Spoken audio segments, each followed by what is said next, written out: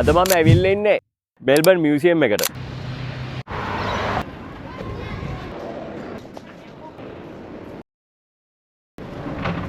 ඕගොල්ලෝ මේ මියුසියම් එක ඇතුළට ආවම පස්සේ ඕගොල්ලන්ට හම්බ වෙන මේකේ පළවෙනි පාර්ට් එක තමයි මේකේ තියෙන ෆොරෙස්ට් ගැලරි එක.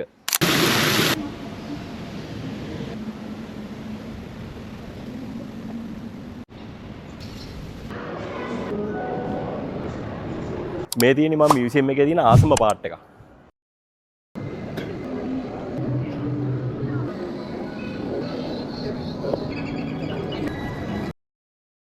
ඔයා කලින් ක්ලිප්ස් වල දැක්කේ ප්‍රාග්යිතිහාසිකයෝගේ ජීවත් වෙච්ච සතු සහ දැන් ඉන්න සතුන්ගේ පොඩි කලෙක්ෂන් එකක්. මගේ උඩ නම් තියෙන ලොකුම ලොකු උල්කාපාතයක්.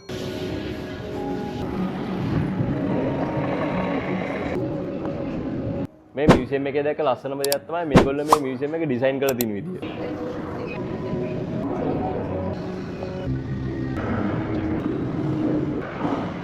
මගේ පිටිපස්සෙන් නම් ඉන්නේ ලොකුම ලොකු ඩයිනෝසර් කෙනෙක්. ඔයත් අනිවාර්යෙන් මේ මියුසියම් එක බලන්න ආසාවෙන් ඉන්න කෙනෙක් නම් අනිවාර්යෙන් වෙලාව ඇතු වෙන්න. මොකද මේ මියුසියම් එකේ බලන්න ඕන තරම් දේවල් තියෙනවා.